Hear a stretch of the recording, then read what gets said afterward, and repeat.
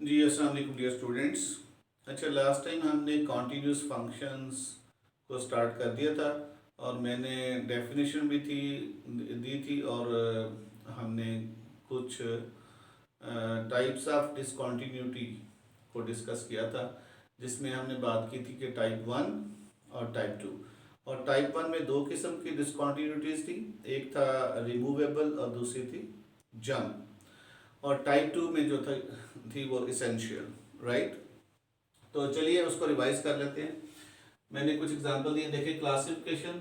Number one is removable discontinuity, the second one is jump discontinuity and the third one is essential discontinuity. ठीक है, तीनों की मैंने एक एक एग्जांपल जो है वो देने की कोशिश की है। Let's say f x is equal to x by two when x is less than two. ये मैंने एक स्ट्रेट लाइन लिखी है जिसकी स्लोप 1/2 है। Y is equal to 1/2x। In other words y is equal to 1/2x। तो x less than 2, तो 2 पे इसकी वैल्यू क्या है? 2 पे वैल्यू 1 है। यानी कि जब आप 2 के ऊपर इसकी लेफ्ट लिमिट की बात करेंगे, 2 के ऊपर इसकी लेफ्ट लिमिट की बात करेंगे तो वो 1 आएगी। ये देखिए 2 के ऊपर लेफ्ट लिमिट आपका ग्राफ 1 पे पहुंच गया, ये y इज इक्वल टू 1 है। और x ग्रेटर देन 2, 2 की राइट लिमिट, जब 2 की राइट लिमिट की बात करेंगे तो यू आर हेयर, आपका ग्राफ ये है, तो 2 इसमें डालेंगे, 3 माइनस 1 वो भी 1 है। तो 2 की राइट लिमिट भी 1 है, 2 की लेफ्ट लिमिट भी, इसका मतलब 2 की राइट लिमिट भी 1 है, लेफ्ट लिमिट भी 1 है, लिहाजा 2 के ऊपर लिमिट फंक्शन की 1 है, लिमिट एग्जिस्ट, राइट। लेकिन जो वैल्यू है वो वैल्यू आप देखिए, वो y इज इक्वल टू 5, यानी कि 2 के ऊपर वैल्यू 5 है, राइट। और दिस इज 5। तो ये जनाब 2 के ऊपर वैल्यू 5, ये मैंने इसको शेडेड कर दिया है ताकि आपको ये पता रहे कि ये वैल्यू है, और यहाँ ओपन सर्कल लगा दिया जो कि इंडिकेट कर रहा है कि 2 के ऊपर यहाँ पे वैल्यू नहीं है। लुक एट हियर, 2 के लेफ्ट पे भी लिमिट है, 2 के राइट पे भी आपकी लिमिट है। ये देखिए यहाँ से अगर आप गौर कीजिए, ये 2 के लेफ्ट पे ये लिमिट है विच इज अप्रॉक्सीमेटली 1, और 2 के राइट पे भी यही लिमिट है विच इज अप्रॉक्सीमेटली 1। लेकिन 2 के ऊपर वैल्यू ये है, इसका मतलब 2 के ऊपर लेफ्ट लिमिट भी अवेलेबल है, राइट लिमिट भी अवेलेबल है, और दोनों इक्वल हैं, लिहाजा 2 पे लिमिट एग्जिस्ट करती है, लेकिन इक्वल टू वैल्यू एट 2 नहीं है, इसलिए ये डिसकॉन्टिन्यूटी है। तो ऐसी डिसकॉन्टिन्यूटी को हमने लास्ट टाइम क्या कहा था? Removable discontinuity, right. इसको रिमूव कैसे करते हैं? You can define a new function gx, fx कर दे when x is not equal to 2।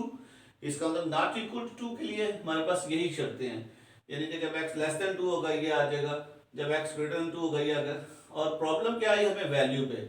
और जब x इज इक्वल टू 2 आ जाएगा, तो सॉरी 5 नहीं, 5 तो पहले था, ये तो फिर यही फंक्शन लिख दिया, तो ये लिमिट आई थी 1। तो यहाँ पे x इज इक्वल टू पे वैल्यू 1 लिख दें, तो अब ये रिमूव होगी, क्योंकि जब आप देखिए, जब आप लिमिट कैलकुलेट करेंगे, limit x tends to 2 gx, when I am saying x tends to 2, it means x is not equal to 2। तो यहाँ पे not equal to 2 के लिए gx is fx, so this is limit x tends to 2 fx, और fx की limit आपने calculate की थी ऊपर जो है वो 1 थी, which was, और इसलिए यहाँ पे 1 डिफाइन कर दिया, which is g of 2, which is g of 2। So now look at this, now this is continuous, right।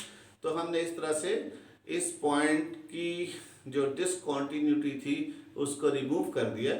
Just हमें उस पॉइंट की एडजस्टमेंट करनी थी, तो आपने एक नया फंक्शन बना लिया, और लास्ट टाइम भी मैंने कहा था इसको हम क्या कहते हैं? Extension function. बहरहाल उसकी बात करेंगे जब आएगा। Second one is jump discontinuity. अब जंप डिसकॉन्टिन्यूटी में प्रॉब्लम क्या है? लेफ्ट लिमिट और राइट लिमिट आपस में इक्वल नहीं है, राइट। दोनों एग्जिस्ट करती हैं, लेफ्ट लिमिट भी एग्जिस्ट करती है, राइट लिमिट भी एग्जिस्ट करती है, लेकिन दोनों इक्वल नहीं है, इसलिए वो जंप बन जाता है, right. Look at f is equal to 3x when x is less than 1 and 8 minus x when x is greater than equal to 1। जब लेस देन 1 लेफ्ट लिमिट 1 पे कैलकुलेट करेंगे तो ये 3 आएगी, तो 1 के ऊपर तकरीबन 3 पे वैल्यू आ दी, मैंने इधर 3 लिख दिया, right. So here this is 3 की लाइन है। और जब ग्रेटर देन 1 है तो 8 माइनस 1, दिस इज 7। तो आंसर कितना है 7, दिस इज 7, राइट। 1 के ऊपर जब आपने राइट लिमिट कैलकुलेट की तो 8 माइनस 1 7 आंसर आया, और जब 1 के ऊपर लेफ्ट लिमिट कैलकुलेट की तो आंसर, और फिर मैंने यहाँ ओपन सर्कल लिखा है कि 1 की वैल्यू ये होगी, 8 माइनस 1 7 होगी 1 की वैल्यू, ये नहीं होगी क्योंकि यहाँ x लेस देन 1 है। ये भी थोड़ा ख्याल करना है, क्योंकि यहाँ x लेस देन 1 था तो यहाँ पे मैंने 1 के हिसाब से ओपन सर्कल दे दिया जो इंडिकेट कर रहा है कि आपकी ये वैल्यू नहीं है। और यहाँ पे इक्वल टू 1 इसमें शामिल है, तो लिहाजा यहाँ पे मैंने शेडेड दे दिया। और जब 8 इसमें डालेंगे तो ये 0 हो जाएगा, 8 पे आपका ग्राफ यहाँ से पास कर रहा है। तो देखिए 1 पे 1 की लेफ्ट लिमिट, 1 की left limit you are here almost 3, and 1 की जो राइट लिमिट है you are here, this is वो तो वैल्यू हो जाएगी, तो दिस इज 7। इसका मतलब लेफ्ट लिमिट और राइट लिमिट दोनों जो हैं वो एग्जिस्ट करती है लेकिन इक्वल नहीं है, इसलिए ये बन गया हमारा, ये जंप बन गया, दिस इज जंप। यानी कि लेफ्ट और राइट लिमिट के दरमियान जो डिफरेंस है that is called absolute difference, is called the jump. तो यहाँ पे जंप कितना है 7 माइनस 3 एब्सोल्यूट, ये जंप आ गया। जो लेफ्ट लिमिट और राइट लिमिट का एब्सोल्यूट डिफरेंस लीजिए उसको हम कहते हैं जंप। तो जंप यहाँ पे कितना है 4 यूनिट का जंप आ गया। Left limit was 3, right limit was 7, so 7 minus 3 4 का आपके पास जंप है। यानी कि आप जिस तरह से भी इसको आप यूनिटाइज करना चाहते हैं, ओके। तो लिहाजा इस किस्म की जो डिसकॉन्टिन्यूटी है जहाँ पे लेफ्ट लिमिट भी अवेलेबल है, राइट लिमिट भी अवेलेबल है लेकिन इक्वल नहीं है, इसको हम कहेंगे जंप डिसकॉन्टिन्यूटी। और यहाँ पे of course limit does not exist, okay. The third one is oscillate. मेरा ख्याल इस एग्जांपल को यहाँ डिस्कस करने के बजाय आप जो लिमिट का मैंने लेक्चर दिया था उसमें देखिए, उसमें मैंने डिटेल से डिस्कस की हुई है, ठीक है। तो साइन 1 और x, ये तो आपको पता है कि 0 की नेबरहुड में, यहाँ पे जो 0 है, 0 की नेबरहुड में बहुत से ऐसे पॉइंट्स हैं जिनके ऊपर वैल्यू 1 आती है और बहुत से ऐसे पॉइंट्स हैं जिनके ऊपर वैल्यू -1 आती है। 0 के ऊपर ये वर्टिकल स्टेप बन जाती है, ठीक है। तो जहाँ भी 0 के ऊपर जो है इतनी स्पीड से ये फंक्शन जो है वो ऑसिलेट कर रहा है कि उसके ऊपर 0 की नेबरहुड में आपके पास स्ट्रिप बन गई है, लिहाजा ये फंक्शन जो है यहाँ पे इसेंशियल डिसकॉन्टिन्यूटी है। और इसकी जो डिटेल है वो मैंने लिमिट के चैप्टर में इस किस्म के फंक्शंस की लिमिट कैलकुलेट की थी। So now you have 3 types of discontinuity, one is removable, the other is second is jump, इन दोनों को टाइप 1 कहते हैं। और थर्ड वन इज इसेंशियल, जिसको आप कहते हैं जी टाइप 2, ओके। तो चलिए कुछ और एग्जांपल्स हैं मेरे पास, वो भी डिस्कस करते हैं।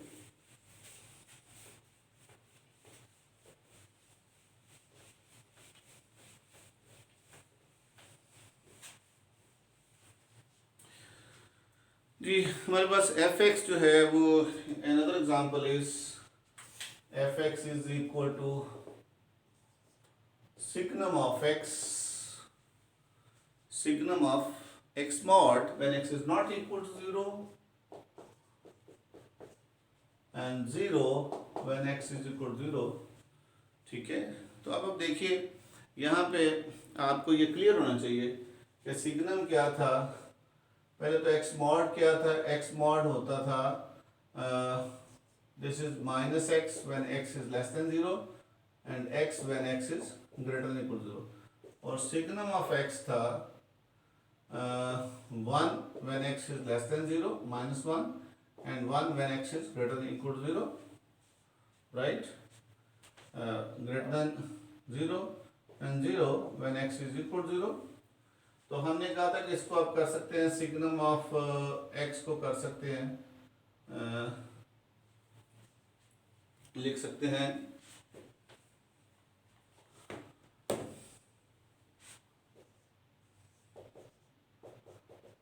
आप लिख सकते हैं x ओवर x मॉड, यानी कि जब x मॉड जो है वो signum of x of course x over x mod होगा जब आप x मॉड जो है जब ग्रेटर देन 0 की बात करेंगे तो ये x आ जाएगा, कट के आंसर 1 आ जाएगा, और जब इक्वल टू 0 की बात करेंगे तो from here x is 0, right, और this is when x is not equal to 0. This is when x is not equal to 0. You can define like this.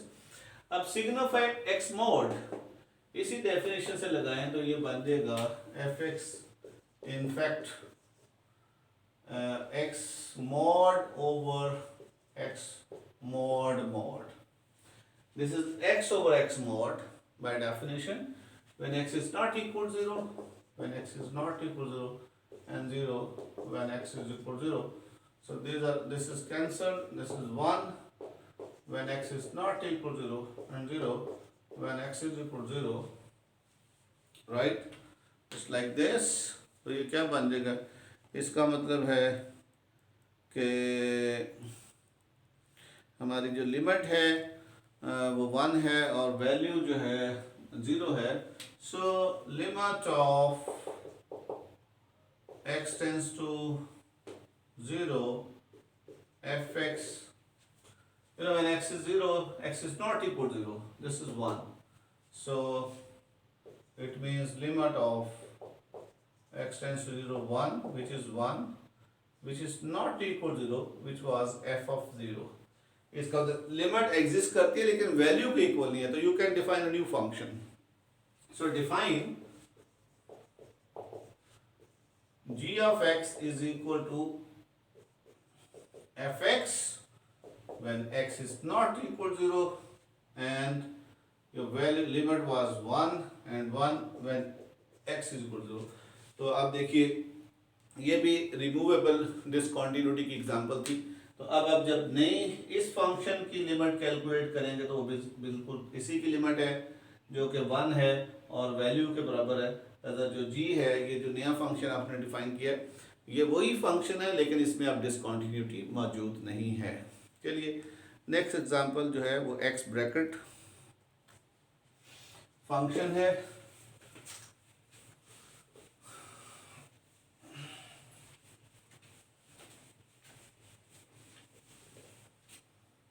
So fx is equal to x bracket, ये मैंने आपको define करके दिया हुआ है कि ये ब्रैकेट फंक्शन क्या है, राइट. हमने पिछले किसी लेक्चर में देखिए जाके मैंने सीलिंग और फ्लोर फंक्शंस को डिफाइन किया था. तो अब इसको देखना आसान है, मतलब आप इसको डिफाइन करना चाहें तो यूँ डिफाइन कर सकते हैं. होता क्या ये, greatest integer not greater than x. x bracket है क्या, greatest integer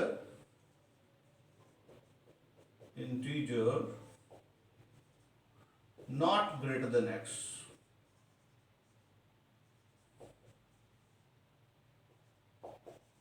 look, this is greatest integer not greater than x, ये ब्रैकेट फंक्शन है, राइट. और इसको फ्लोर फंक्शन भी कहते हैं, ठीक है. यानी कि इसकी ये भी ब्रैकेट यूज की जाती है, क्योंकि ऊपर है तो इसलिए ये इसको सॉरी इसकी नीचे आएगी ना, फ्लोर ये नीचे वाली ये ब्रैकेट भी यूज की जाती है, ठीक है, x. और अगर ये वाली ब्रैकेट यूज करेंगे, दिस इज सीलिंग फंक्शन, यानी कि ऊपर सीलिंग. तो this is the smallest integer not smaller than x, smallest integer not smaller than x. This is greatest integer not greater than x. इसका बड़ा आसान है. अगर आपने देखे ना, अगर 2.5 की ब्रैकेट कैलकुलेट करनी हो और 2.5 की सीलिंग कैलकुलेट करनी हो तो आप क्या करें, इस 2.5 को यहाँ लिख लें. अब 2.5 of course her real number जो है दो इंटीजर्स के दरमियान है या वो खुद से इंटीजर है. तो आप देखिए यहाँ 3 है और यहाँ 2 है, तो ये इसका जो है राइट वाला है, तो ये आपका सीलिंग बन गया, और ये लेफ्ट वाला है ये फ्लोर। क्योंकि आप देखिए ये यूं करके आप देखेंगे तो ऊपर आपका फ्लोर ऊपर जाएगा, सॉरी सीलिंग ऊपर जाएगा, फ्लोर नीचे जाएगा। तो लेफ्ट वाले नंबर को हम छोटा मानते हैं, बिलो मानते हैं, और राइट वाले नंबर को बड़ा मानते हैं, इसको ऊपर मानते हैं। तो of course you just right a number here on the line, and the next integer r itself is the ceiling, whereas the previous one r itself is the floor। अगर वो खुद इंटीजर है तो वो खुद ही अपना फ्लोर भी है, खुद ही सीलिंग भी है। लेकिन अगर वो डेसिमल में है तो जो नेक्स्ट इंटीजर होगा वो सीलिंग होगा, और पीछे वाला इंटीजर जो है वो क्या होगा, वो फ्लोर होगा। ओके, सो 2.5 का आप देखें तो इसका जो है फ्लोर है वो 2 होगा, और सीलिंग इसका 3 होगा। इस तरह से आप नेगेटिव नंबर के बाद का फ्लोर और सीलिंग में कंफ्यूज हो जाते हैं। तो अगर -2.5 का आपने देखना होता कि फ्लोर क्या है और -2.5 का सीलिंग क्या है, तो अगेन राइट -2.5, तो इधर आप -3 आ जाएगा और इधर आप -2 आ जाएगा। माइनस में देखिए ना, जो जितना माइनस वाला छोटा है वो बड़ा होगा, तो बेसिकली यूं चल रहा है, जीरो की तरफ चल रहे हैं हम, माइनस से जीरो की तरफ चल रहे हैं। तो now again use the sense what I have elaborated previously, that the number on the right must be the ceiling, and the number before this number is floor, right? So ceiling of -2.5 is -2, this is -2, and this is -3. It's a very simple way, you can always find floor and ceiling of any real number, right? चलिए अब इसकी actual definition जो है, अगर यहाँ से मैं देखना चाहूँ, greatest integer not greater than x, मतलब अगर वैल्यू इसकी 0 आती है, वैल्यू अगर 0 आ जाए, या यूँ कह लें कि मैं इस इंटरवल में देखना चाहता हूँ 0 lesser equal to x less than 1, right, 1 lesser equal to x less than 2, 2 lesser equal to x less than 3, 3 lesser equal to x less than 4, okay, and so on. Similarly, of course इसके ऊपर क्या होगा, -1 lesser equal to x less than 0, and -2 lesser equal to x less than -1, and -3 lesser equal to x less than -2। चलिए हम इस number से इसको calculate करने की कोशिश करते हैं। आप बताइए 0 और 1, 0 क्लोज्ड है, 1 ओपन है, इसमें से कोई भी रियल नंबर लेते हैं तो ऑफ कोर्स 0 ही हो सकता है इस इंटरवल में। Greatest integer not greater than x, greatest इस इंटरवल में क्या है, greatest integer not greater than x, x इसके अंदर लाई करता, तो x यहाँ 1 शामिल नहीं है, लिहाजा ग्रेटेस्ट इंटीजर 1 नहीं हो सकता, 0 इसका आंसर है। So here answer is 0, here answer is 1 2 3 4 and so on. Here is -1 -2 -3, because हमने डेफिनेशन क्या दी थी, greatest integer not greater than x। अब आप इसको प्लॉट भी कर सकते हैं, यू कैन प्लॉट दिस, इस फंक्शन को जब आप प्लॉट करेंगे तो अब देखिए, अब यहाँ 1 कर दिया, यहाँ 2, यहाँ 3, यहाँ 0, -1 -2 -3, लुक एट दिस फंक्शन। अब 0 और 1 के दरमियान वैल्यू 0 है, लेकिन 0 और 1 के दरमियान, लेकिन 1 के ऊपर वैल्यू 0 नहीं है, तो 1 के ऊपर हम उसी तरह से ये इस किस्म का बनाएंगे और इधर हम वैल्यू शेडेड कर देंगे इस तरह से। 1 और 2 के दरमियान जो है वैल्यू 1 है, 2 पे नहीं है, तो दिस इज, ये 1 है, ये 2 है, ये 3 है, -1 -2, सो 1 और 2 के अंदर हेयर, यू आर हेयर, ये होगा, यू आर हेयर, यहाँ पे नहीं होगी, योर हेयर यहाँ पे नहीं है, यानी कि पहले वाले पे वैल्यू है, दूसरे वाले पे नहीं है। सी 1 पे है, 2 पे नहीं है। तो 1 और 2 में वैल्यू 1 के ऊपर है, यानी कि यहाँ पे ये वैल्यू जो है वो यहाँ पे है। बेसिकली 1 की वैल्यू ये है, ये वैल्यू है, ये वैल्यू है, ये वैल्यू है। इस तरह से फ्रॉम हियर दिस इज, चलिए थोड़ा सा यूँ कर लेते हैं, ये है और लाइक दिस, यहाँ ओपन है, ये शेडेड है, फिर लाइक दिस ये ओपन है, ये शेडेड है, लाइक दिस ये ओपन है, ये शेडेड है। तो ये तो चलते जा रहा है, इसको स्टेप फंक्शन में बोलते हैं। You see it's a step function like this, from here you can travel like here, this this this this and so on. So it's like a step function, it's a step function, ठीक है। अब आप देखें तो ये जो है हर integer के ऊपर डिसकंटिन्यूस है। अगर मैं इस 1 के ऊपर इसकी वैल्यू कर, तो 1 के ऊपर राइट लिमिट यहाँ चलेगी, 1 के ऊपर लेफ्ट लिमिट ये पड़ी हुई है, तो इंटीजर के ऊपर डिसकंटिन्यूस है। इस तरह मैं 2 के ऊपर देखना चाहूँ तो 2 के ऊपर राइट लिमिट ये चलेगी और लेफ्ट लिमिट ये पड़ी हुई है। इसका अंदर ये एक ऐसा फंक्शन है जो हर इंटीजर के ऊपर डिसकंटिन्यूस है, लेकिन उसके अलावा इंटीजर के अलावा हर नंबर के ऊपर कॉन्टिन्यूस है, ठीक है। यहाँ 3 के ऊपर देखेंगे, 3 की जो राइट लिमिट है ये चलेगी और लेफ्ट लिमिट ये पड़ी हुई है, सो इज डिसकंटिन्यूस। सिमिलरली 1 के ऊपर आप देखिए, -1 के ऊपर, तो -1 की जो है right limit is here but left limit is here, so it's very interesting. लिहाजा ये जो फंक्शन है, ये हर जो ब्रैकेट फंक्शन है या जो सीलिंग फंक्शन है, ये दोनों के दोनों जो है इसमें jump discontinuity is always available, क्योंकि आप इंटीजर के ऊपर जो है ये डिसकंटिन्यूस है, हर इंटीजर के ऊपर जो है यहाँ पे जंप डिसकंटिन्यूटी है, लेकिन इंटीजर के अलावा जो नंबर्स हैं उनके ऊपर ये कॉन्टिन्यूस है। हम ऐसा पूछ भी लेते हैं, ऐसा फंक्शन बताइए जो कि हर इंटीजर के ऊपर डिसकंटिन्यूस हो, लेकिन उसके अलावा एवरीवेयर जो है वो कॉन्टिन्यूस हो। Okay, so this was the example. चलिए नेक्स्ट,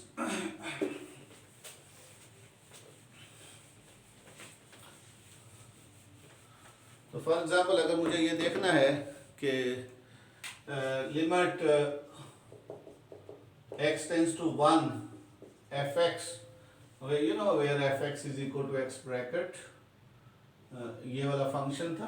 ब्रैकेट मैंने कहा था ब्रैकेट कह लें या कि इसको फ्लोर फंक्शन कह लें, एक ही बात है, ये दोनों सिंबल इसके लिए चलते हैं। फ्लोर भी कहते हैं, कुछ ये भी लिख लेते हैं fl और fx, floor function of x, और भी कोई सिंबल हो सकता है। तो खैर जो भी सिंबल हम यूज़ करते हैं हम उसको पहले डिफाइन कर देते हैं, तो no problem, there is no problem. तो ऑफ कोर्स यहाँ इसकी हमें 1 के लिए इसकी जब प्लस लिमिट की बात करेंगे तो आपको पता है 1 के लिए हमने 1 की जो राइट लिमिट थी, तो 1 से जो राइट लिमिट है वो ऊपर चलेगी, दूसरे में चलेगी, ठीक है। तो 1 + 1 की बात करेंगे तो ये 1 आ जाएगा, और लिमिट यानी कि ऑफ कोर्स आप अगर लिखना चाहें तो लिख सकते हैं limit x tends to 1 + x bracket. अब देखिए ना, लेट्स से 1.9 है, तो ब्रैकेट तो 1 ही आएगी ना इसकी, 1.9 मतलब 1 से ज़्यादा। ऑफ कोर्स 2 से पीछे हम बात करें तो पर्टिकुलरली हम 1 की बात करें, तो अगर 1.9 भी आ जाती है तब भी ब्रैकेट 1 ही होगी। Similarly x tends to 1 - fx, that is limit x tends to 1 - x bracket. तो जब ये लगाते हैं ना 1 - आप 1 से 0.01 भी निकाल देते हैं तो ये 0.9999 भी आ जाए तो इसकी ब्रैकेट 0 ही होगी, so this limit is 0। You see, वैसे भी हमने ग्राफ से भी आपको दिखा दिया कि इस ब्रैकेट फंक्शन में हर इंटीजर के ऊपर राइट लिमिट कुछ और आती है, लेफ्ट लिमिट कुछ और आती है, और जंप 1 का जंप आ जाता है, ठीक है। तो ऑफ कोर्स लेफ्ट लिमिट भी 0 होगी, लिहाजा ये फंक्शन जो है वो डिसकंटिन्यूअस है, ठीक है। Okay, so here we have jump discontinuity. Another function, ये तो इंटीजर कुछ के ऊपर कॉन्टिन्यूस था, लेकिन अब हम आपको एक ऐसा फंक्शन देंगे जो कहीं भी कॉन्टिन्यूस नहीं है, राइट? वो कौन सा फंक्शन है?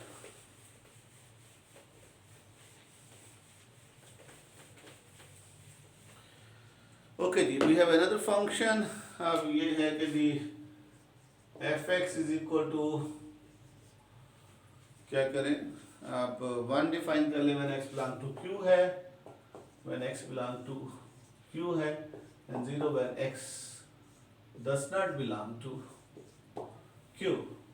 अगर एक्स अगर क्यू को बिलोंग नहीं करता तो ऑफ कोर्स जो है वो इरेशनल नंबर है, क्योंकि आपने रियल नंबर की दो ही क्लासिफिकेशन की।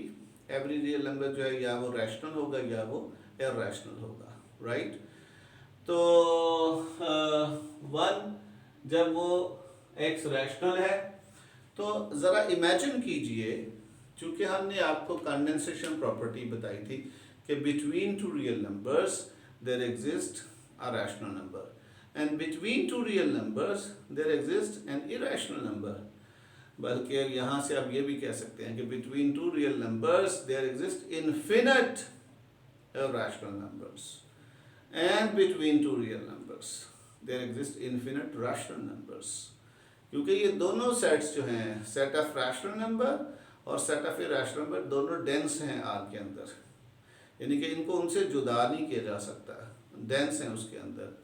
That's why whenever you choose two numbers you can find infinite rational and infinite irrational। ये टोपोलॉजी में भी मैंने बहुत डिटेल से इस पर बात की थी कि किस तरह से जब इसका क्यू डी जब निकालते हैं तो वो आर, कैपिटल आर बन जाता है, या क्यू डैश डी जो इरेशनल का जो सेट ऑफ लिमिट पॉइंट निकालेंगे ड्राइव सेट, तो वो भी रियल नंबर बन जाता है, राइट? दैट्स वाई वहाँ भी एक हमने बात की थी, क्लोजर जो है वो ए का closure A union A D, so Q closure is equal to Q union Q D, where QD is R, so R union Q is again R. That's why Q closure is equal to R, so Q is dense in R. Similarly, Q dash is dense in R, so you don't have any problem, right? तो अब ये देखिए, इसका मतलब जब मैं यहाँ कोई नंबर देखूंगा तो उसकी जो राइट लिमिट की बात करनी है, तो राइट पे इन्फिनिट रैशनल हैं, इन्फिनिट इरेशनल हैं। तो मुझे तो लगता है अब ये हर पॉइंट के ऊपर ही स्टेप बन जाएगी, हर पॉइंट पे, क्यों? बिकॉज अगर मैं छोटी सी नेबरहुड भी बनाऊं इस नंबर x के ऊपर, छोटी नेबरहुड भी बनाऊं, तो ये स्टेप बनाएगी, क्योंकि जब भी रैशनल होगा जवाब 1 देगा, जब भी इरेशनल होगा 0 होगा, तो इसका मतलब मेरे पास जो है इस किस्म का ग्राफ आना शुरू हो जाएगा, ठीक है, राइट? तो नीचे भी ऊपर भी है, लेकिन अगर आप कंप्यूटर पे देखेंगे तो आपको ग्राफ आपको नजर नहीं आएगा, क्योंकि उसने इतनी स्पीड से ऊपर नीचे आना है, तो बस आपको एक झलक नजर आएगी, उसके बाद ये खत्म हो जाएगा। तो इसका मतलब है ये जो हमारा जो है ये जो फंक्शन है, दिस फंक्शन, इसको शायद हम ड्रिशले फंक्शन भी कहते हैं, तो ये हर पॉइंट के ऊपर ऑसिलेट है। क्या है? अगर कोई हम आर्बिट्रेरी पॉइंट ले लेते हैं एक्स नॉट, तो ये एक्स नॉट के ऊपर क्या होगा? ऑसिलेट होगा, और जब फंक्शन ऑसिलेट होता है तो उसकी लिमिट एग्जिस्ट नहीं करती। तो ये जो यहाँ पे हर पॉइंट के ऊपर जो डिसकंटिन्यूटी है वो सेकेंड टाइप की होगी, right? So here F is oscillate, OSCILLAT, oscillate near any arbitrary point x naught belong to R। यानी कि कोई भी जो है x naught आर्बिट्रेरी पॉइंट लेंगे, जो रियल नंबर लेंगे, तो उसके ऊपर जो ये फंक्शन है वो ऑसिलेट होगा बड़ी स्पीड से। अगर आप लाइन से भी नीचे तो इसको -1 कर लें तो ये वही आ जाएगा sin 1 over x की तरफ। लेट्स से यहाँ पे मैं 0 है, यहाँ -1 कर दूँ, राइट? तो फिर ये ऊपर नीचे ऊपर नीचे ऊपर नीचे ऊपर नीचे ऊपर नीचे, ये यानी कि 1 की है, ये -1 की है। This is just like sin 1 over x, जो अभी हमने स्टेप दिखाई थी। तो corresponding to every number there must be a vertical step, so it's oscillate near that point. That's why, because between two real numbers there exists infinite rational, and between two real numbers there exists infinite irrational. That's why you have a vertical step corresponding to any arbitrary point of real number, any arbitrary real number. So you cannot find its limit. इसका मतलब क्या है? This means that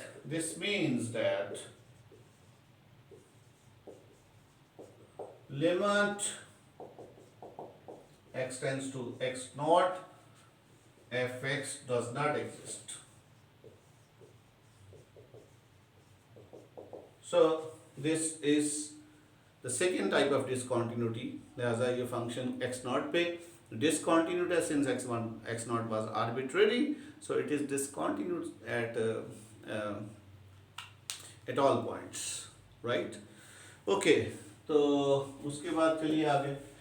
कुछ लोग इसको ड्रिशले function भी कहते हैं, राइट? आप देखिए इसका नाम क्या है. तो some people call Dirichlet function.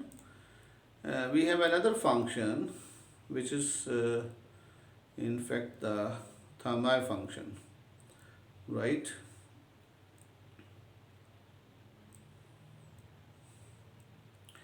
चलिए इसको हम प्रूव भी कर सकते हैं. इसको प्रूव करने का एक और तरीका है. सेकंड मेथड इज, वो क्या है?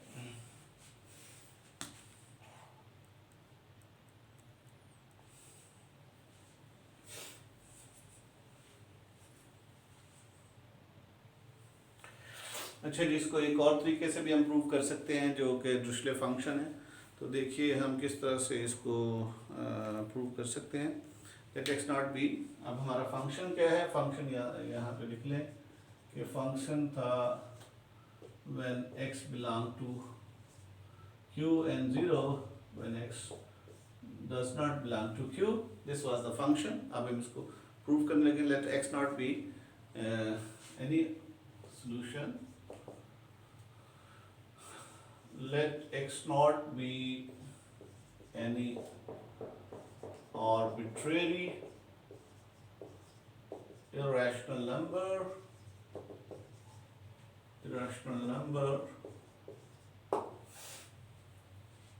ठीक है. अच्छा देखिए, आप किसी नंबर के लिए आप एक सीक्वेंस जो है सेट ऑफ रियल नंबर में कैलकुलेट कर सकते हैं जो कि उसको कन्वर्ज करता है. फॉर एग्जांपल, मेरे पास एक 2 स्क्वायर रूट है. I can always find a sequence of irrational numbers which converging to 2. ठीक है. चले मैं इसको रैशनल कर देता हूँ. तो मुझे एक सीक्वेंस ऑफ इरैशनल कैलकुलेट करना है जो कि 2 को कन्वर्ज करे. I can always find a sequence of irrational numbers as well as a sequence of rational numbers which converging to 2. तो वो सीक्वेंस कौन सा होगा? देखिए 1 और n की सीक्वेंस 0 को कन्वर्ज करती है और इसमें मैं 2 लगा लेता हूँ. और अगर an में ये ले लूँ तो यहाँ देखिए n belong to capital N. This sequence जो है इट्स वेरी इजी. ये सीक्वेंस या 2 को कन्वर्ज करती है. हम ये क्वेश्चन पूछते हैं बच्चे से कि भाई ये एक सीक्वेंस बताइए जो 2 को कन्वर्ज करती है, तो वो परेशान हो जाते हैं. So easy. तो यहाँ पे 2/n, 3/n, 4/n + 2 जितने भी सीक्वेंसेस लगा सकते हैं. You can find infinite sequences. तो आप देखिए ये इसकी लिमिट जो है तो 2 जो है हर रैशनल नंबर के लिए you can always find a sequence of rationals which is converging to 2. इस वजह से वो इसलिए है क्योंकि 2 जो है वो लिमिट पॉइंट है. Whenever you say that p is a limit point, it always mean that there is a sequence in that metric space which will converging to 2, right? क्योंकि ये मीट्रिक स्पेस की सेंस में अगर बात करते हैं तो इस सेट अगर यहाँ आप 2 लेते हैं 2, तो आप you can always find a sequence which converging to 2. Real set of real numbers जो है मीट्रिक सेंस से भी इसको देख सकते हैं.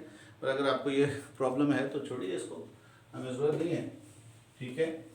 तो ये इस वजह से है चूँकि वो डेंस है, उसके लिमिट पॉइंट जो हैं वो भी R के अंदर मौजूद हैं. QG is equal to R. QG यानी कि अगर क्यू क्लोजर की बात करते हैं, this is Q union Q D, and what is Q D? Q union R, this is R. इसका मतलब चूंकि क्यू डी जो है वो आर है, सो हर पॉइंट जो है क्यू आर का हर पॉइंट जो है वो क्यू का लिमिट पॉइंट है। It mean corresponding to every point, every real number, you can find a sequence of rational which is converging to that number. अब अगर वो नंबर irrational है, similarly there is a story, q dash की story जो है, q dash closure भी यही होगा, q dash union q dash d, और q dash d भी r है, लिहाजा q dash union r which is equal to r. So here again you have the same story. So corresponding to every real number you can find a sequence of irrational which converging to that number. अगर वो number rational है तो इसका मतलब हर rational के लिए you can always find a sequence of rational which converging to that. You can always find a sequence of irrational which converging to that.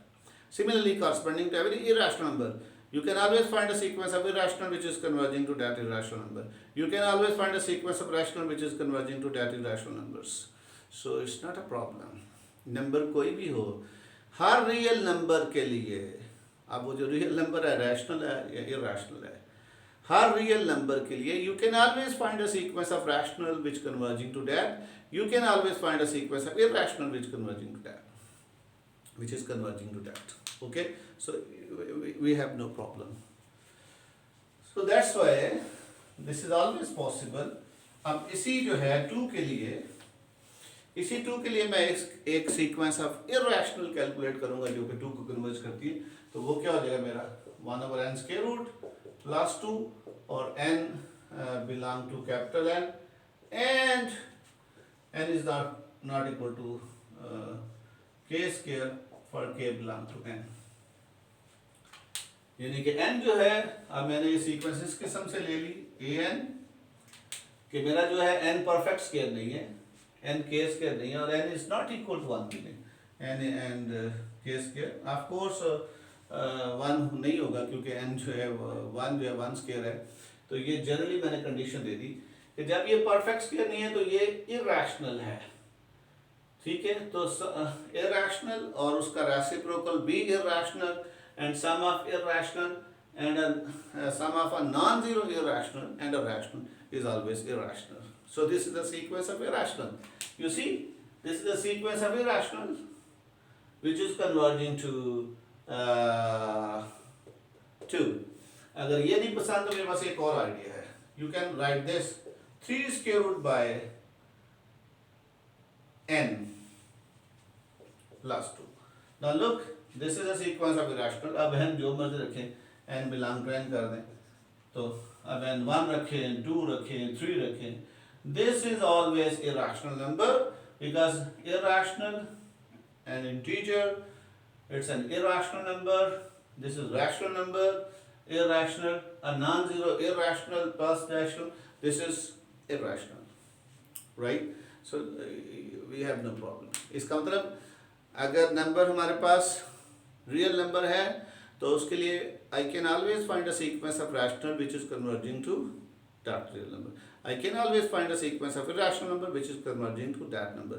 ये basically because of the condensation property है. ये था Q को dense करवाने का हमें फ़ायदा है, चूँकि आगे हमने चलना था, और इसलिए हमने आपको शुरू में चैप्टर 1 में हमने ये प्रूव किया था कि Q डेंस है R के अंदर और Q डैश भी डेंस है R के अंदर, लिहाजा ये बड़ी प्रॉपर्टी थी जिसको कुछ लोग रैशनल डेंसिटी थ्योरम भी कहते थे. रैशनल डेंसिटी मैं इसलिए नहीं कहता कि क्योंकि ये इरैशनल के लिए भी ट्रू है, तो कुछ लोग इसको डेंसिटी थ्योरम कहते थे, बट समहाउ रूडन की बुक में इसको कंडेंसेशन प्रॉपर्टी कहा जाता है. ओके, चलिए, तो अगर आप ये कहते हैं कि let x not be any arbitrary irrational number, then you can find a sequence of rationals. Okay,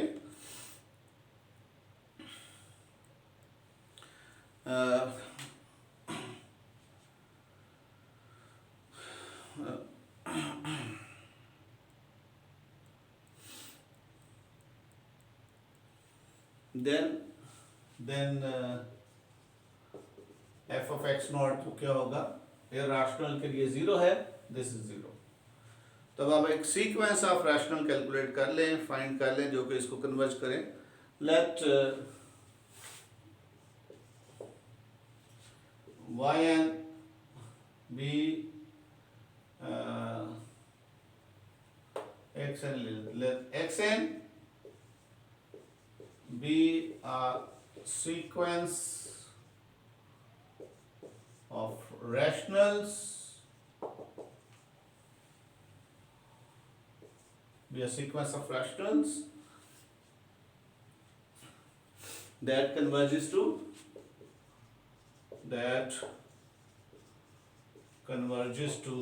x naught, bracket में लिख लें, this is possible by condensation property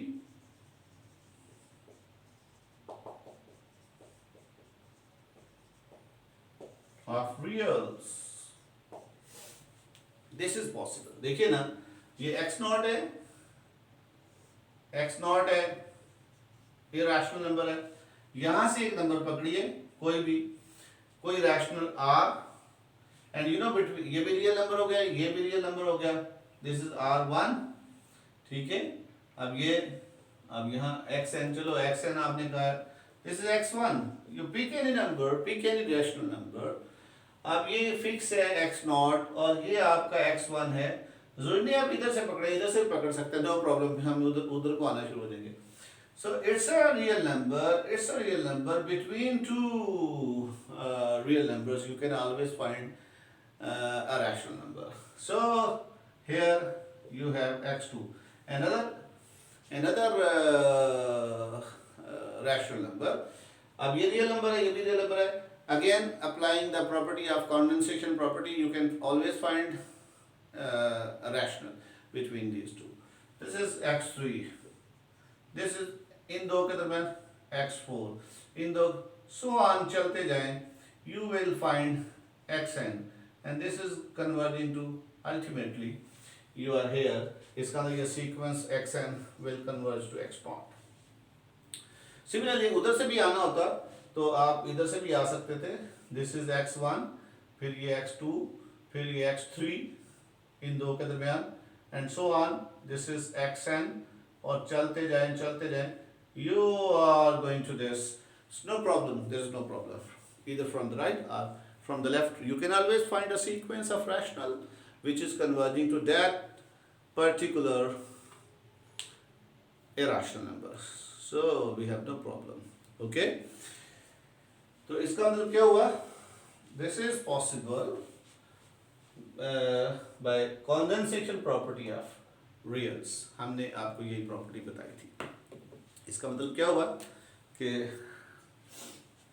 that is limit xn, but sorry, अब हम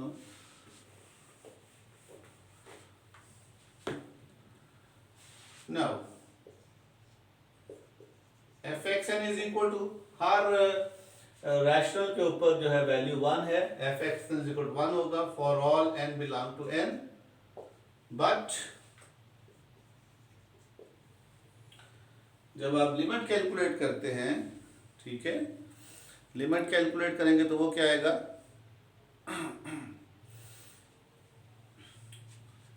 but then limit xn tends to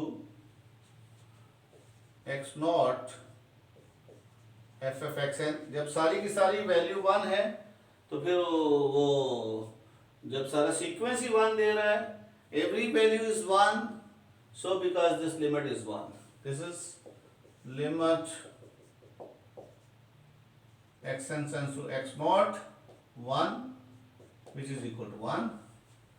लेकिन आपकी जो f of x naught है which is not equal to 0, which was f of x naught, look at here, तो आपने जो sequence of rational लिया, हर सीक्वेंस ऑफ रैशनल का मतलब हर नंबर जो है उस सीक्वेंस में रैशनल नंबर है। क्योंकि हर नंबर रैशनल नंबर है तो हर एक की वैल्यू 1 होगी, because you are given that जब x कोई रैशनल नंबर है तो उसकी वैल्यू 1 होगी। So that's why f(x(n) is equal to 1 corresponding to every natural number n, क्योंकि x1 भी रैशनल है, x2 भी रैशनल है, x3 भी रैशनल है। आप you have started from x1 which was the rational number and you are creating rational numbers with the help of condensation property. That's why all numbers are rationals. So their value is 1. इसकी value 1 है। ये बस हम चक्कर ही दे रहे हैं, right? कुछ भी नहीं है, इट्स वेरी सिंपल। तो वैल्यू 1 है तो जब वैल्यू सारे के सारे सीक्वेंस ही 1 है तो फिर यहाँ पे 1 लगा देते हैं और लिमिट 1 आ गई जो कि 0 के इक्वल है, जबकि 0 f(x0) था, चूंकि x0 जिसको कन्वर्ज कर रही है, ठीक है। तो अब आप देखिए कि हमने कहा कि जो लिमिट है सीक्वेंशियल क्राइटेरियन ऑफ कॉन्टिन्यूटी ये कहता था कि अगर सीक्वेंस ऑफ वैल्यूज जो है, राइट,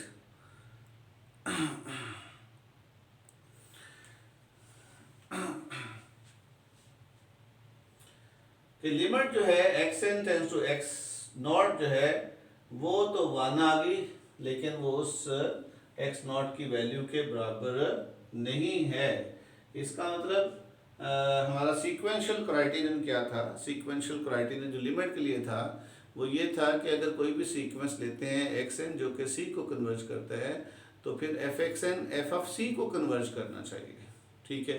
लेकिन f(x(n) की जो लिमिट है वो f(c) नहीं आई है क्योंकि c x0 था। इसका मतलब है कि ये लिमिट एग्जिस्ट नहीं करती, डाइवर्जेंस क्राइटेरियन आ गया। अब चलिए दूसरा case, let x0 be any arbitrary rational. अब आ जाए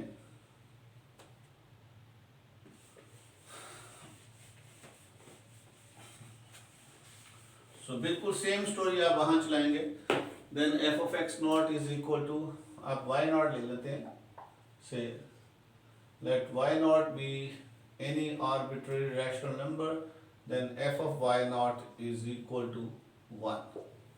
So again by condensation property you can always find a sequence of irrationals which is converging to this particular rational number.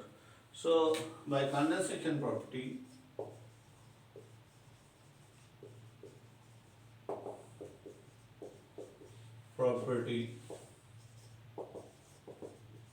of real numbers we can always find a sequence yn of rationals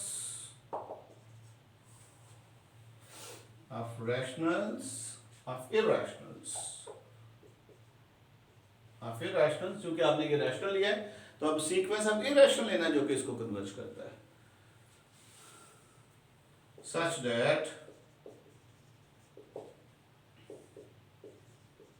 f of yn such that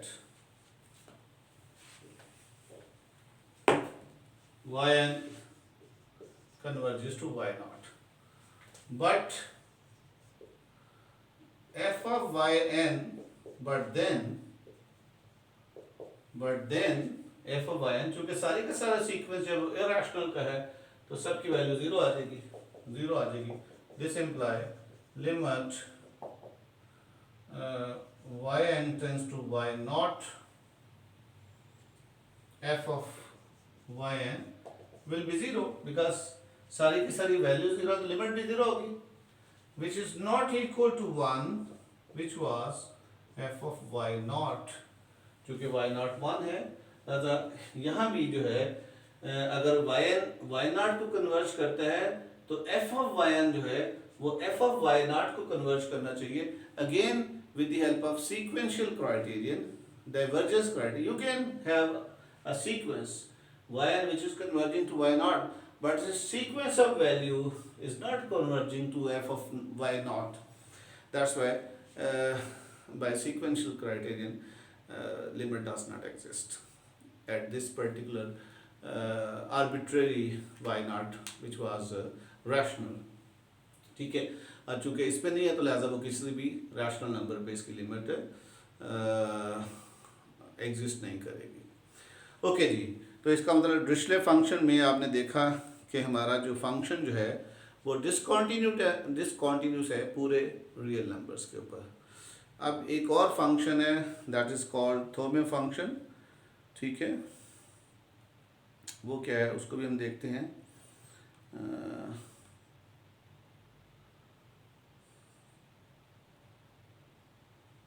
ji, we have another function, ये भी बहुत popular है।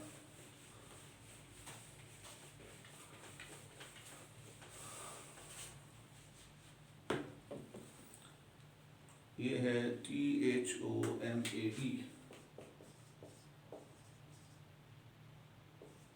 THOMAE,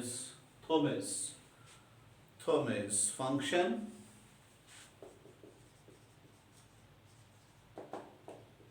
ये देखिए क्या function है, this function is TX, T from Thomae, this is अब इसकी प्रोनाउंसिएशन देख लीजिएगा, हम तो इसको थोमे पढ़ते हैं, हो सकता है थोमायस, थॉमस, लाइक दिस इज थोमे। तो TX 0, this 0 when x belong to Q dash और x is equal to 0, ठीक है। जब x जो है वो इरेशनल नंबर है या x is equal to 0 है, जब x 0 है तब भी वैल्यू 0 होगी, जब x इरेशनल नंबर होगा तब भी इसकी वैल्यू 0 होगी, और इसकी वैल्यू 1/q होगी जब x belong to Q होगा with such that x जो है वो p/q फॉर्म का होगा और p और q जो है वो रिलेटिवली प्राइम होंगे, राइट। तो ये है मतलब इस कंडीशन का कोई ख़ास फ़ायदा नहीं है, p/q रिलेटिवली प्राइम है, लेकिन बार लोग लेते हैं ताकि वो लोएस्ट फॉर्म में आ जाए, यानी कि 4/6 वाला आप केस नहीं लेना चाहते, ठीक है। 4/6 इज इन फैक्ट 2/3, सो 2/3 वाला केस है। तो जब 2/3 होगा तो हम 1/3 लिख लेंगे।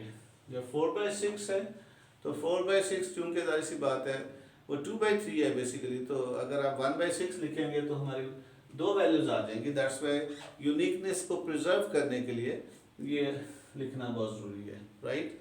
क्योंकि अगर इस तरह से अगर 9/लेट्स से 18 है तो 9/18 में आंसर जो है 1/18 होना चाहिए, जबकि दिस इज इक्वल टू 1/2, तो हमारी डेफिनेशन के मुताबिक 1/2 का आंसर जो है 1/2 होना चाहिए।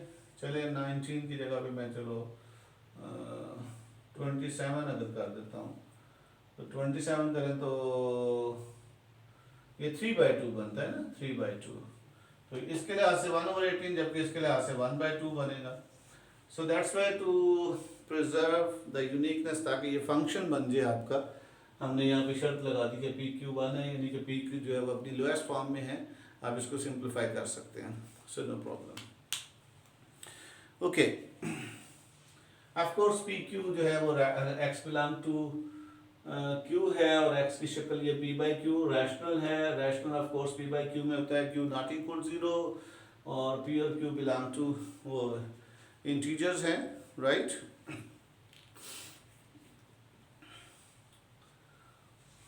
Okay, so of course PQ belong to Z and Q is not equal to 0, right। तो ये थोमे फंक्शन जो है हम साबित करेंगे कि ये क्या है, ये फंक्शन इज डिसकंटिन्यूअस होगा फॉर ऑल रैशनल पे, और देखिए किस तरह से हम इसको प्रूव करेंगे, और कॉन्टिन्यूस होगा हर इरैशनल के ऊपर। ये थोड़ा सा डिफरेंट हो गया। तो चलिए पहले तो हम इसको प्रूव करते हैं कि ये डिसकंटिन्यूअस है at all non zero rational numbers, right. Note that it is, देखें कि f ऑफ p/q जो है वो वैल्यू क्या देगा, it's value is 1/q, and this is greater than 0, of course f of p by q की value 1 over q है और 1 over q greater than 0 है।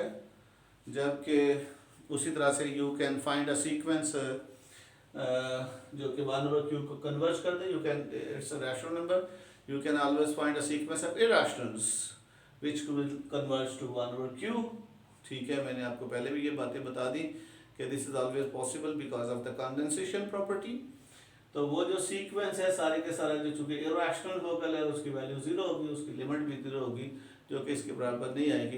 लिहाजा ये क्लियर हो गया कि ये डिसकंटिन्यूअस है, राइट। तो bye condensation property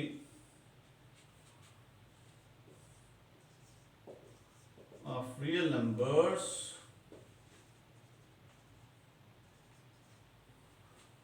we can find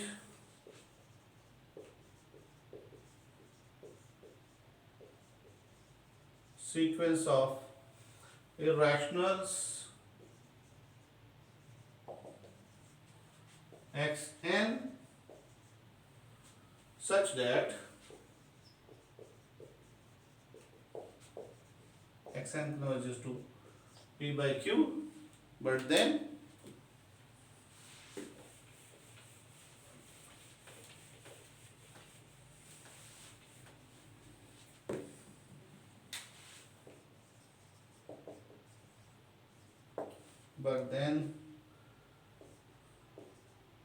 t of xn is t of xn is equal to 0. So this imply limit of xn tends to x naught p by q. This is p by q. Of course हमने x naught लेने के बजाय p by q ले लिया है, चूँकि हमारी definition p by q form में है।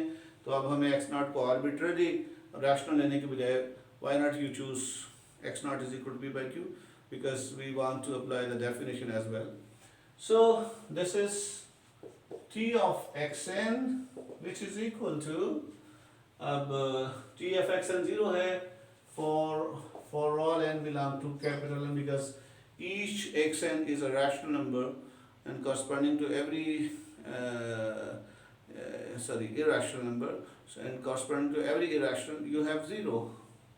That's why this is limit xn tends to p by q 0, which is 0. But and t of इसको अब u भी लिख सकते हैं,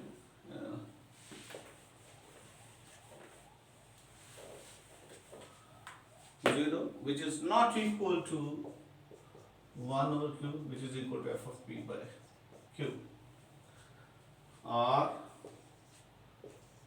limit xn tends to p by q, t xn is not equal to f of p by q once while xn tends to p by q. So hence again by sequential criterion of limits. See, xn तो p by q को converge कर रही है, लेकिन उसकी जो sequence of values जो हैं वो f of p by q को कन्वर्ज नहीं करता। तो हमने कहा था लिमिट तब होगी अगर xn कन्वर्जिंग टू c हो, where c is a cluster point, yes it is a cluster point, it's a limit point, right। अगर c जो है xn कन्वर्जिंग टू c हो तो फिर f of xn, the sequence of values fxn should converge to f of c। तो ऐसा नहीं है, लिहाजा ये डाइवर्जेंस क्राइटेरियन अप्लाई होगा, इसका मतलब लिमिट डज नॉट एग्जिस्ट। लेकिन अब हमें साबित करना है कि ये फंक्शन जो है, ये तो साबित हो गया कि ये फंक्शन जो है हर रैशनल नंबर पे डिसकंटिन्यूअस है, लेकिन हर इरेशनल पे कॉन्टिन्यूस है। ये थोड़ा इंटरेस्टिंग है, ठीक है। चलिए देखिए कैसे हम प्रूव करते हैं कि हर इरेशनल नंबर पे ये कॉन्टिन्यूस है।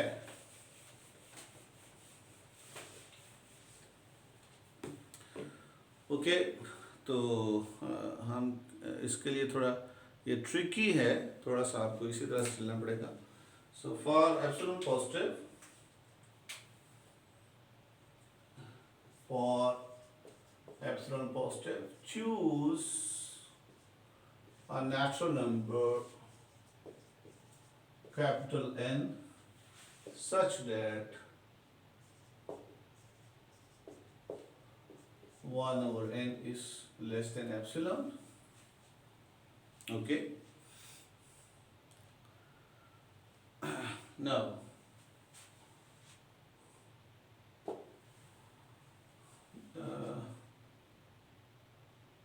choose a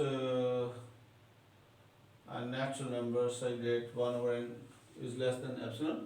अब आपको कॉन्टिन्यूटी की डेफिनेशन के लिए आपको एक डेल्टा भी चूज करना पड़ेगा, ठीक है. Next we choose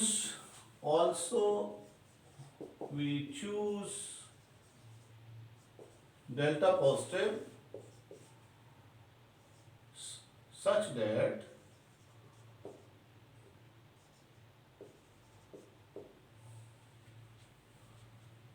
any x p by q in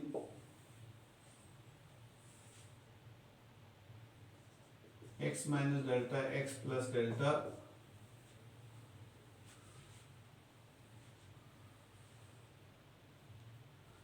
has q greater than equal to n. लेंगे आपने कोई भी एक रैशनल नंबर चूज कर लिया p बाई क्यू, तो आप बेशक x ना लिखें, आप यहाँ p by Q minus delta और p by Q plus delta लिख सकते हैं. अगर आपको ये for any x is equal to p by Q, अगर मैंने x को ऑफ कोर्स ये नंबर है, ठीक है, for any p by Q आप बेशक इसको छोड़ दें.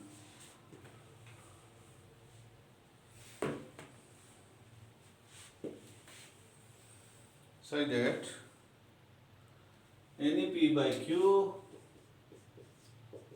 in x minus delta x plus delta has q, यानी कि अगर कोई भी ये एक इंटरवल आपने बनाया, अब मैंने x को थोड़ा आजाद कर लिया, क्योंकि अब x मेरा क्या है, x मेरा जो है वो रैशनल भी हो सकता है, वो इरैशनल भी हो सकता है.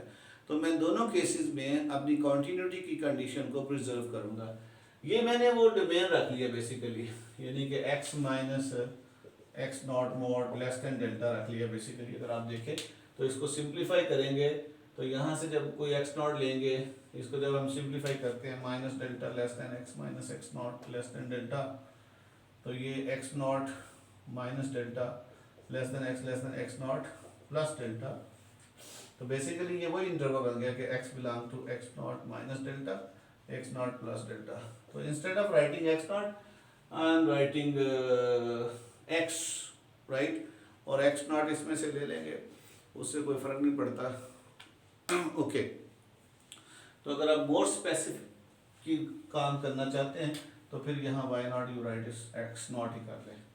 और x नॉट जो है अब आपका क्या हो गया, क्योंकि आप प्रूव करना चाहते हैं कि हर इरैशनल के ऊपर ये जो है वो क्या है, कॉन्टिन्यूस है, तो आप कह लेंगे एक्स नॉट जो है वो आर्बिट्ररी इरैशनल है. सो यहाँ भी let x naught be any arbitrary irrational number. ले जी, मैंने एक any arbitrary irrational x naught choose कर लिया. उसके बाद डेफिनेशन बनाई for epsilon, choose a number n such that 1 over n less than epsilon. Also we choose delta positive such that any rational number p by q in this domain, क्योंकि ये हमने बात करनी है कि if x minus x not mod less than delta, तो जो भी रैशनल नंबर इसमें आए उसमें डिनोमिनेटर जो है वो greater than equal to n. This is always possible, ये आप बना सकते हैं. देखिए हमें अगर एक छोटे इंटरवल के अंदर इस कॉन्टिन्यूटी को प्रिजर्व कर लेते हैं तो इसी अंदाज से हम इसको बढ़ाते हुए बड़े इंटरवल्स में भी बात कर सकते हैं, राइट. ओके. तो चूंकि हमें जिस भी इरैशनल के ऊपर बात करनी है, हमें उस इरैशनल नंबर के ऊपर एक डोमेन बनानी पड़ेगी. उस डोमेन के लिहाज से फंक्शनल वैल्यूज़ को देखना है। तो जब भी वो डोमेन फिक्स होगी तो आपका जो है डिनोमिनेटर जो है रैशनल नंबर का वो फिक्स किया जा सकता है कि बड़ी से बड़ी वैल्यू क्या आ सकती है। So no problem, right. यहाँ जो है जो बड़े से बड़ा रैशनल जो पी बाई क्यू, जो बड़े से बड़ा जो है, सॉरी बड़े से बड़ा नहीं कहना चाहिए, जो भी पी बाई क्यू इस इंटरवल में यानी कि जो भी रैशनल नंबर आएगा, हम ये कहना चाहते हैं कि उसका जो क्यू है that should be greater than equal to L for your fixed N, जो कि आपने ऑलरेडी चूज किया हुआ है। तो ये कोई इशू नहीं है, this is always possible. Okay, देखिए तो फिर क्या होगा नाउ, इसका मतलब अब ये जो एक्स नॉट है ये रैशनल हो सकता है या इसमें से जब कोई पॉइंट लेते हैं तो वो रैशनल भी हो सकता है या इरैशनल हो सकता है। thus any x belong to x naught minus delta x naught plus delta, thus की बजाय as any x belong to this is either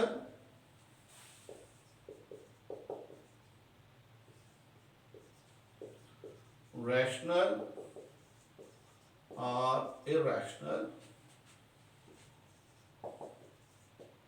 So we see that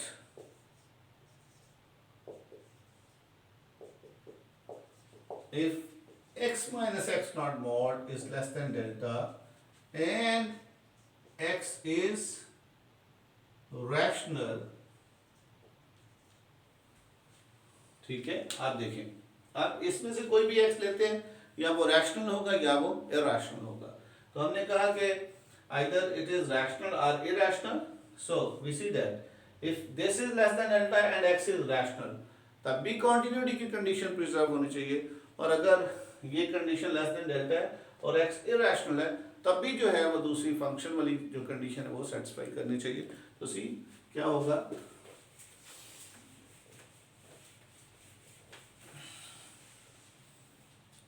तो यहाँ पे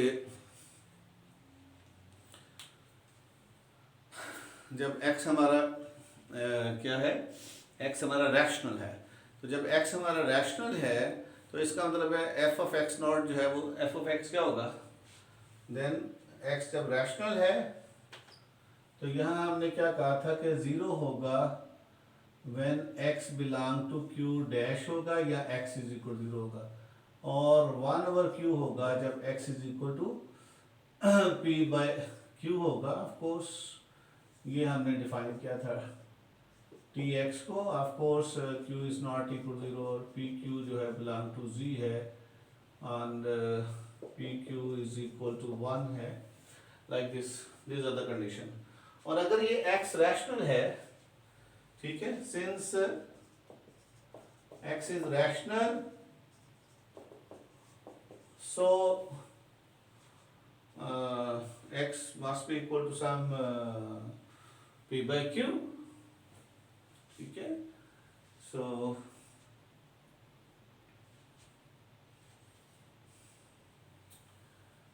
fx is equal to f of f p by q होगा which is equal to 1 over q होगा, this is by definition। x कोई p by q होगा, this is 1 by q by definition। then हमने ये देखना है if correspond this fx minus f of x naught, what is fx, this is 1 over q minus f of x naught। what is x naught, x naught जो है आपने irrational number लिया हुआ है, arbitrary irrational है, तो हर irrational के ऊपर वैल्यू 0 है, this is 0, this is equal to 1 over q and you know आप इस इंटरवल से जो भी q लेंगे वो ग्रेटर देन इक्वल टू जो है वो n होगा, तो 1 over q less than equal to 1 over होगा, this is less than equal to 1 over n होगा which is less than epsilon होगा। कब बोला, whenever x minus x naught mod is less than delta होगा, तो हमारी कंडीशन सेटिस्फाई होगी, क्योंकि ऑलरेडी अगर x minus x naught mod less than delta है तो इसमें से जो पॉइंट ले रहे हैं उनके लिए हमारा जो q है greater than equal to n है, इसका तो 1 over q जो है less than equal to 1 over n होगा, और 1 over n स्टार्ट में आपने नेचुरल नंबर ऐसा चूज किया था कि 1 over n less than epsilon था, so this is f x जो है, चूंकि एक्स जो है रैशनल है, तो एफ एक्स जो है कोई f of p by q होगा, ये 1/q होगा। This f x is 1/q, f of x not, चूंकि एक्स नॉट इरेशनल था, this is 0, so 1/q answer आ गया, which is less than equal to 1/n, which is less than epsilon whenever like this, so condition is satisfied. ठीक है, इसका मतलब अगर x rational है तो हमारी कंडीशन ट्रू है ना। अगर एक्स इरेशनल है, also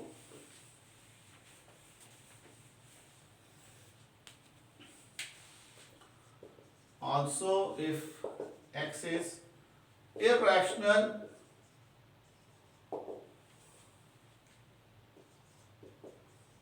then f of x भी 0 होगा, so that f of x minus f of x naught, this is 0 minus 0 mod, which is 0, which is less than epsilon. अब तो इसमें कोई ऐसी बात ही नहीं है, क्योंकि ये भी रैशनल है, ये पहले रैशनल था, 0 0 is less than epsilon whenever, यहाँ नाम ही ये लिखें of course less than delta, क्योंकि ये तो इसके नीचे पहले ही शर्त लगाई थी। दस in either case x is rational or irrational, you are getting the condition. Thus in either case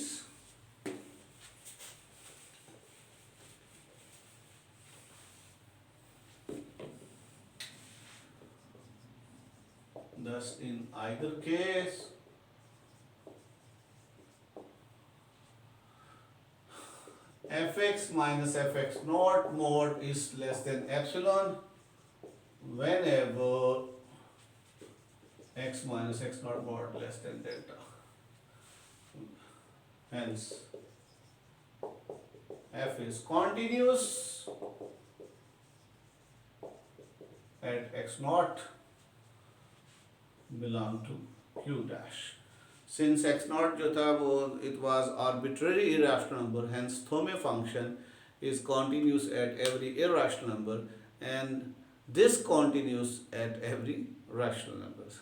okay जी, तो ये जो हमने कुछ एग्जांपल्स की हैं कॉन्टीन्यूटी की और डिसकॉन्टीन्यूटी की, राइट, तो इनको आप समझिए और नेक्स्ट लेक्चर में इंशाल्लाह हम आगे इसके थ्योरम्स की बात करेंगे। अब मेरा ख्याल है डेफिनेशन और एग्जांपल्स काफ़ी हो गई, अब हम थ्योरम्स की तरफ आएंगे और थ्योरम स्टार्ट करेंगे, राइट जी। थैंक यू वेरी मच, अल्लाह हाफिज़।